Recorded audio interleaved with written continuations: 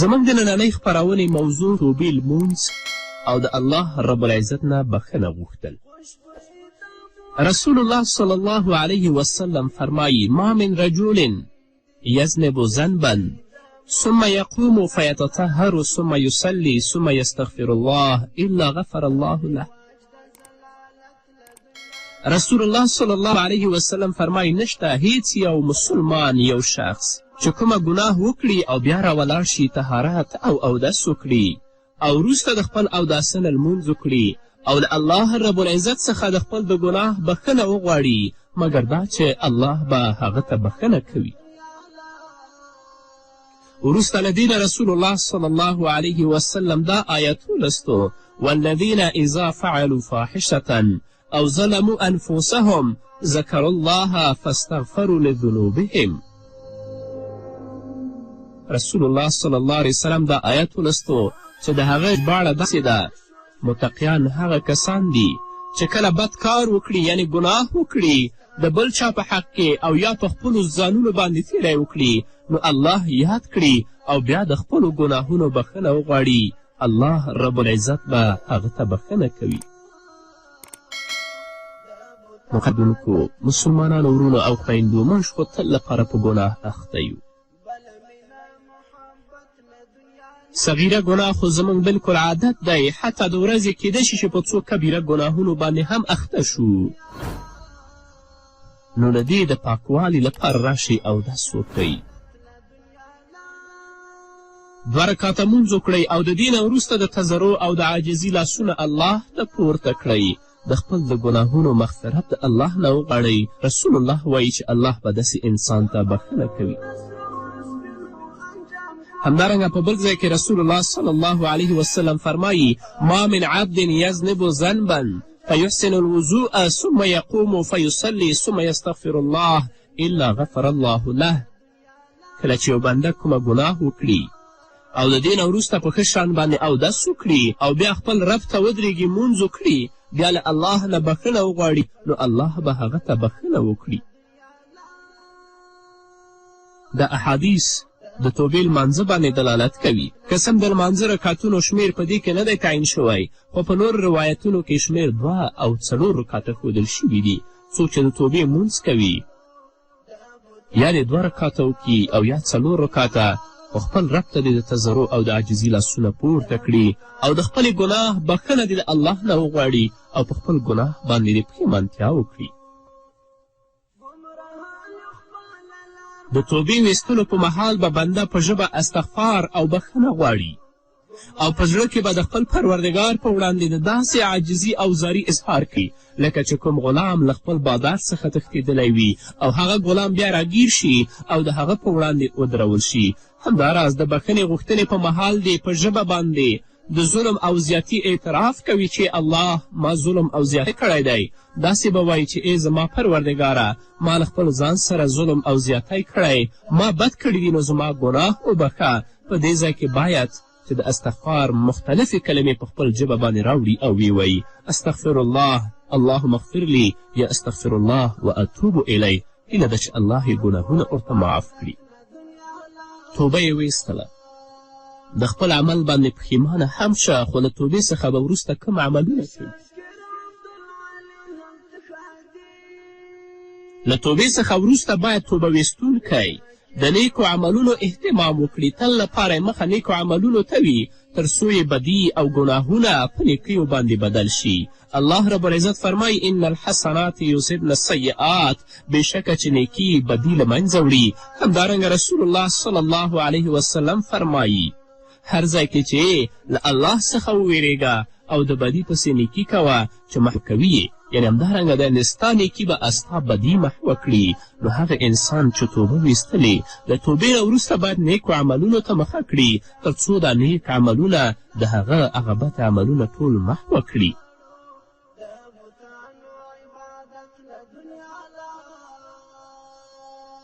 امام غزالی رحمه الله په خپل کتاب احیاء العلوم کې لیکي: هره تیاره چې زړه ته ننوځي د هغه سبب ګناه وي. هره تیاره چې زړه ته ننوځي د هغه سبب ګناه وي، د تیاره مړه کول او ویستل د طاعت په رڼایي سره کیږي. که ته غواړې چې د خپل زړه نه تیاره وباسې او هغه تیاره چې ستا په زړه کې د هغه مړه کړې، نو الله ته متوجه شه، د الله اطاعت او تابعداري وکړه. نو باید چې بنده د ګناهونو متبادل لار ولټوي، او د ګناهونو متبادل لار چې د هغه اطاعت او نیکي ده، ځکه د مرض علاج د هغې پر ضد څیز باندې کیږي. د مثال په توګه که یو چا سندرې اورېدلي، موسیقي یې اورېدلې وي، نو په کار ده چې د قرآن کریم تلاوت واوري او د ذکر په مجلسونو کې کښېني، او که شراب څکلي وي، حال څکاک او د شربتونو خیرات او صدقه دې وکړي، او که چاته یې تکلیف رسولی وي، نو په دې صورت کې دې له خلکو سره ښېګڼه کوي. او که د چا مال یې خوړلی وي، نو حلال مال دې صدقه کړي. که په ژبه یې د چا عزت پایمال کړی وي او یا یې د چا غیبت کړی وي، نو د هغو خلکو ښه صفتونه او نیک خویونه دې په ډاګه کړي او د هغوی ستاینه دې وکړي، تر څو چې هغه تیاره چې ستا زړه ته ننوتلې ده هغه د ستا د زړه نه ووځي. خو له بده مرغه نن ورځ موږ په ګناه باندې اخته یو، چیرته هم الله ته متوجه نه شو، د خپل ګناه باندې پښیمانه نه شو، 2 رکعته لمونځ ونه که، الله ته د تضرع او د عرضي لاسونه پورته نه کړل، تر څو چې الله زموږ ګناهونه وبخي. نو وجه دا ده چې ورځ په ورځ زموږ زړونه تیاره کیږي، زموږ زړونه لا هم په هغه باندې مهر لګیږي، د الله ویره په زړه کې ختمه شي. نو چې ختمه شي، کله به بیا لاسونه الله ته پورته شي چې د هغه نه د خپل ګناه بخښنه وغوښتلی شي. خو چې انسان یوه ګناه وکړي، ګناه پسې متصل د الله نه بخښنه وغواړي، نو تل لپاره به الله دا په عزت کې لري. او باید انسان تل لره د خپل رب نه بخښنه او مغفرت وغواړي، استغفار ووایي. الله رب العزت فرمایي: وما کان الله لیعذبهم وانت فیهم وما کان الله معذبهم وهم یستغفرون. نه دی الله چې پر دوی باندې عذاب راولیږي تر څو چې ته پکې موجود یې، رسول الله ته وایي. او نه دی چې الله رعزت دوی عذاب کړي په داسې حال کې چې دوی د خپل رب نه بخښنه غواړي. ابن عباس رضی الله عنه فرمایي په دې امت کې 2 امنونه دي، یو د رسول الله صلی الله علیه وسلم وجود چې هغه لاړه، او بل استغفار ویل چې هغه تل لپاره پاتې دی. همدارنګه رب العزت فرمایي: والذین اذا فعلوا فاحشة او ظلموا انفسهم ذکروا الله فاستغفروا لذنوبهم ومن یغفر الذنوب الا الله ولم یصروا على ما فعلوا وهم یعلمون. او هغه کسان چې کله یو بد کار یعنی لویه ګناه وکړي یا په خپلو ځانونو باندې زیاتی وکړي، وړه ګناه وکړي، نو الله یاد کړي او د ګناهونو بخښنه د الله نه وغواړي، او بې له الله څخه بل څوک بخښونکی هم نشته. او دغه خلک بیا هغه کار ته په داسې حال کې چې پوهیږي یعنی نه ورګرځي ګناه نه کوي. دا د مسلمان صفت دی چې الله بیان کړی دی، چې کله بد کار وکړي نو بیا الله یادوي، الله نه بخښنه غواړي، او غیر د الله نه بل څوک بخښونکی هم نشته دی. مسلمان باید په کثرت سره استغفار ووایي او له الله تعالی څخه تل بخښنه وغواړي تر څو یې ګناهونه محوه شي او د الله تعالی د مهرباني مستحق وګرځي.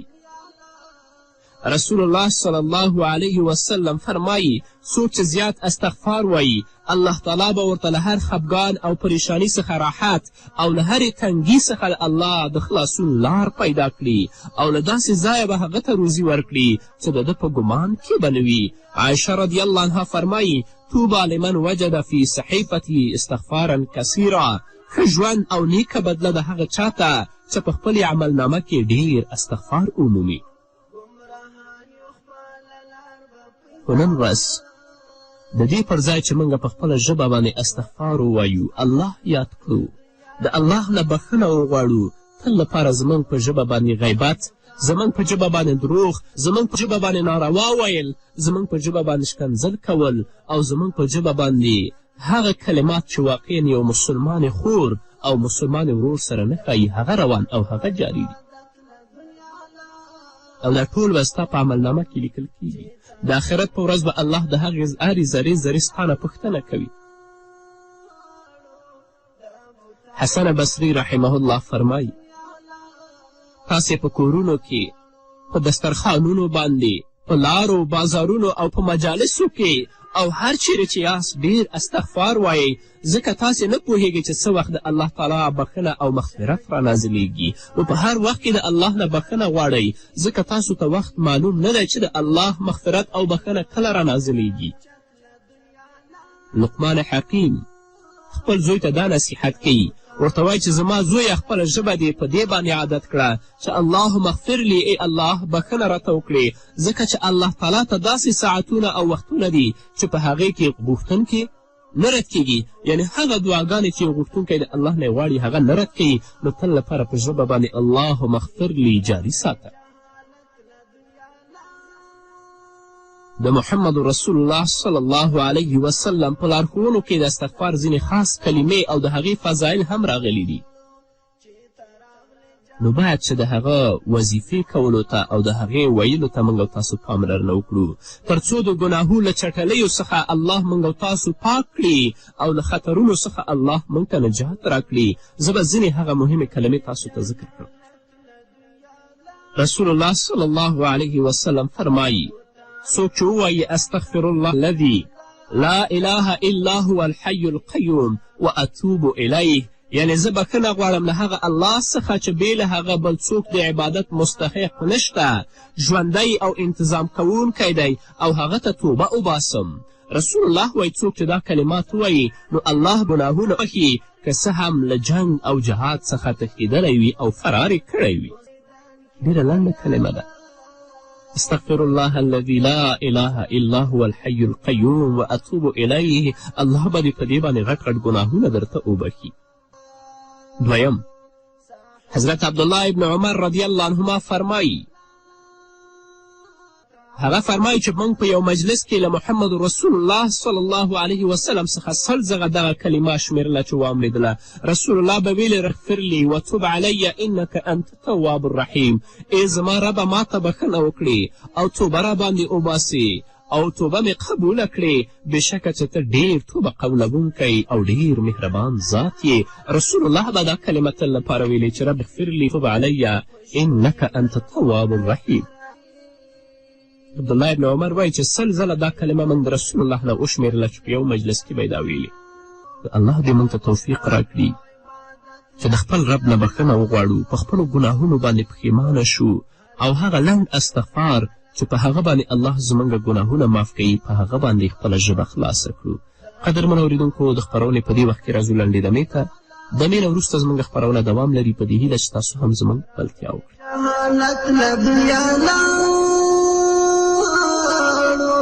د بوتانو عبادت نه دنیا لاړو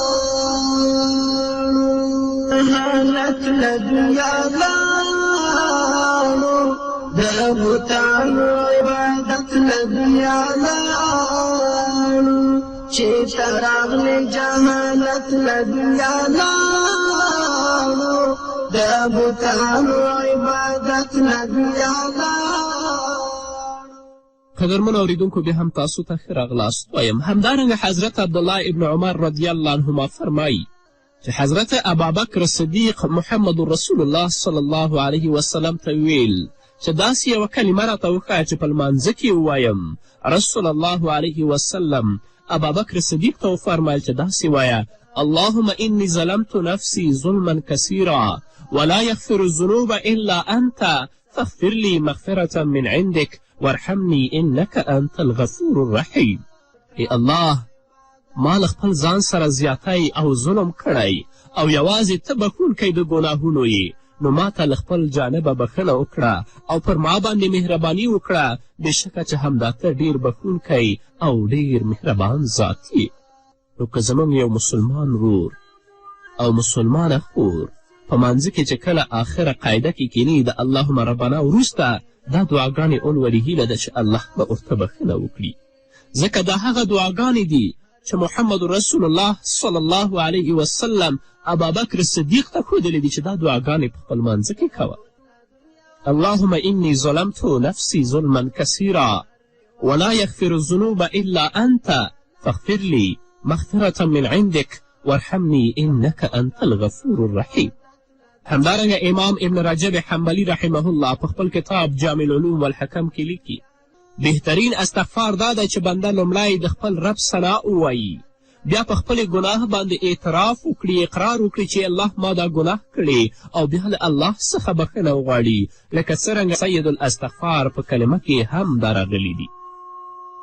رسول الله صلی الله علیه وسلم فرمایي چې د بخښنې سردار او د استغفار مهمه کلمه دا ده: اللهم انت ربي لا اله الا انت خلقتني وانا عبدك وانا على عهدك ووعدك ما استطعت اعوذ بك من شر ما صنعت ابوء لك بنعمتك علي وابوء بذنبي فاغفر لي فانه لا يغفر الذنوب الا انت.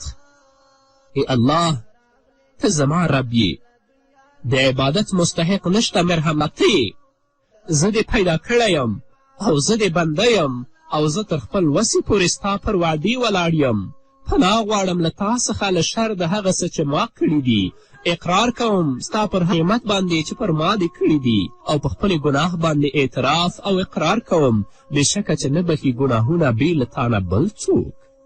د حدیث په آخر کې دا هم ذکر شوي دي چې دغه کلمات څوک په پوخ باور او یقین سره د ورځې له پله ووایي او بیا مړ شي مخکې له دې چې بېګاه شي، نو دا به الله له جنتیانو څخه شمار کړي، دا به جنت ته لیږي. او که څوک یې د شپې له پله ووایي مخکې له دې چې سهار شي، په داسې حال کې چې یقین او باور ورباندې لري او مړ شي، نو دی به له جنتیانو څخه وي، الله به جنت ته داخل کړي. زموږ د بخښنې اسباب الله رب العزت ټول موږ ته رالیږلي او موږ یې ترې خبر کړي یو، خو له بده مرغه چې زموږ ټول ژوند په غفلت کې تیریږي.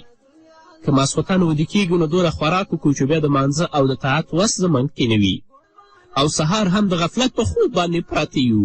سهار مانځه ته نه اوچتېږو چې اودس وکړو او الله ته ودرېږو، د خپل راز او نیاز الله سره شریک کړو، الله نه بښنه غواړو، هغه ټول په خوب کې تېروو چې بیا د الله د لعنت او د غضب مستحق ګرځو. نو دا کلمه چې سړی په پوخ باور او یقین سره ووایي، د ورځې چې ووایي چې مخکې د دې په بېګاه راشي مړ شي، الله به جنت ته بیایي، او که شپې ووایي مخکې د دې چې پې سهار شي، الله به جنت ته بیایي. اللهم انت ربي لا اله الا انت خلقتني وانا عبدك وانا على عهدك ووعدك ما استطعت اعوذ بك من شر ما صنعت ابوء لك بنعمتك علي وابوء بذنبي فاغفر لي فانه لا يغفر الذنوب الا انت. او د استغفار او د بخښنې په باب کې دا هم ډیره مهمه ده چې یو مسلمان له هر نیک عمل څخه وروسته باید استغفار ووایي او د خپل پروردګار نه بخښنه وغواړي. فرض مانځنه وروسته باید استغفار ووایي چې کله تاسې فرض مونځ خلاصوئ 3 ځلې استغفر الله استغفر الله استغفر الله ووایي. همدارنګه هغه چاته چې الله د تهجد د لمانځه توفیق ورکړی دی، د هغه نه وروسته باید استغفار ووایي، استغفر الله استغفر الله استغفر الله ووایي. او هغه څوک چې الله رب العزت د حج په سفر باندې مشرف کړي چې کله د عرفات نه راکوزیږي، هلته دې هم د الله رب العزت نه بخښنه وغواړي او استغفار دې ووایي. ځکه رسول الله صلی الله علیه وسلم به چې کله د مانځه نه سلام وګرځوه نو 3 ځلې به یې ویل چې استغفر الله استغفر الله استغفر الله. او همدارنګه د الله قول ده چې وبالاسحار هم یستغفرون.